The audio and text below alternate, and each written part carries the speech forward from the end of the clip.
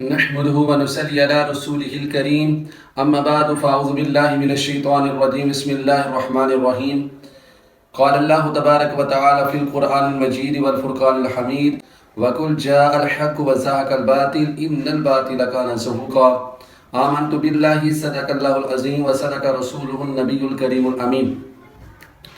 حضرات وقار، جب حق آتا ہے تو باطل مٹ جاتا ہے، جب اسلام آتا ہے تو پھر کفر جو ہے وہ مٹ جاتا ہے۔ حضرات وقار، آپ کو معلوم ہے کہ ملک پاکستان کی جو جنگ ہے وہ ہندوستان کے ساتھ یہ اسلام اور کفر کی جنگ ہے، اور اس جنگ کے حوالے سے میرے آقا علیہ الصلوۃ والسلام نے پہلے ہی پیشن گوئی کی تھی۔ احادیث سے اس کا ثبوت ملتا ہے کہ وہ احادیث جو غزوہ ہند کے اوپر دلالت کرتی ہے، شواہد ہے، گواہی دیتی ہیں غزوہ ہند نے ہونا ہے۔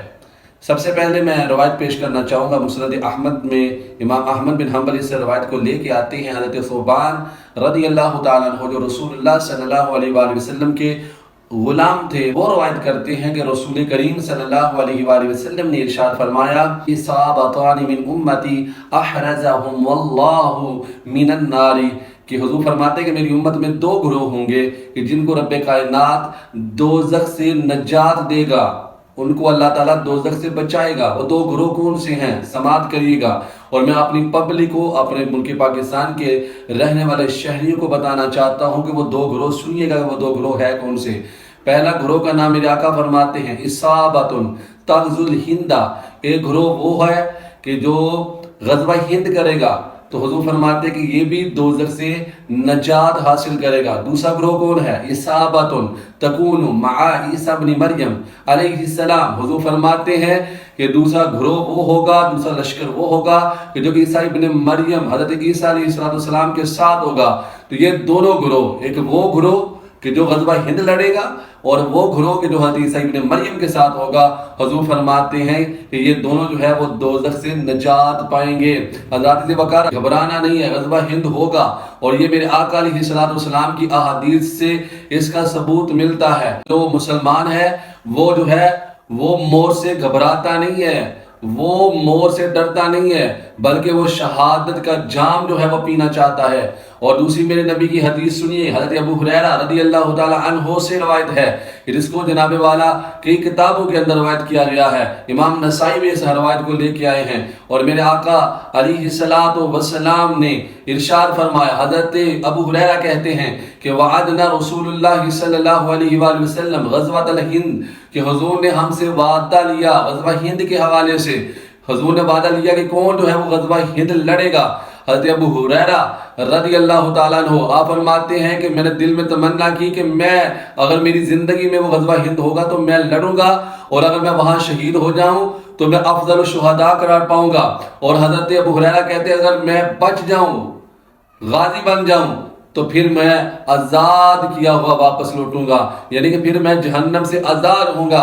یہ حضرت ابو ہریرہ رضی اللہ تعالیٰ عنہ کی روایت ہے۔ اور اسی طرح حضرت ابو ہریرہ فرماتے ہیں، ایک اور روایت ملتی ہے، جو ہندوستان کے حکمران ہوں گے ان کو بیڑیوں میں جکڑ کر لایا جائے گا، اور پھر ان کو گھسیٹ کر جناب والا ملک شام لے جایا جائے گا۔ حضرت عیسیٰ ابن مریم بھی اس وقت آ جائیں گے۔ تو حضرات وقار، یہ ملک پاکستان کی جو فوج ہے، یہ جو لشکر ہے، جو پاک لشکر ہے، جو غزوہ ہند لڑ رہا ہے، یہ جو ہے لشکر جو ہے یہ ہندوستان کے جو حکمران جو مودی ہے اس کو بیڑیوں میں جکڑے گا۔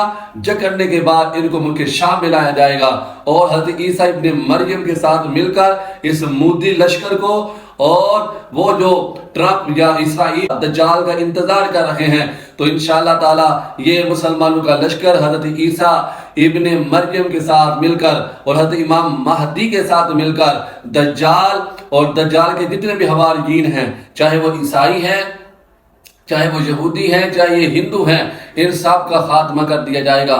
تو حضرات وقار، ہم نے جو ہے وہ زندگی ہی اسلام کے لیے رکھی ہے، اور ہمارا جینا اسلام کے لیے ہے، ہمارا مرنا اسلام کے لیے ہے۔ تو شہادت کی موت سے ڈرنا نہیں ہے، اس سے بہتر کوئی اور موت نہیں ہو سکتی ہے۔ اور ہم مودی کو بتانا چاہتے ہیں، اور مودی کے جتنے بھی چاہنے والے جو اس کو جناب والا اسلحہ جو ہے وہ دے رہے ہیں، چاہے وہ اسرائیل ہو چاہے امریکہ ہو، ہم ان کو بتانا چاہتے ہیں کہ یہ پاکستان کی قوم ہے، یہ پاکستان کی فوج ہے، تم اتنی جلدی ان کو شکست نہیں دے سکو گے۔ انشاءاللہ تبارک و تعالی یہ قوم، یہ فوج تمہیں بتائے گی کہ یہ ہندوستان کو بھی فتح کرے گی اور تمہارے علاقوں کو بھی فتح کرے گی، حضرت عیسیٰ ابن مریم علیہ السلام کے ساتھ مل کر انشاءاللہ تبارک و تعالی۔ حضرات ذی وقار، اللہ تعالی ہمیں جو ہے اپنی پاک فوج کے ساتھ شانہ بشانہ کھڑا ہونے کی توفیق عطا فرمائے۔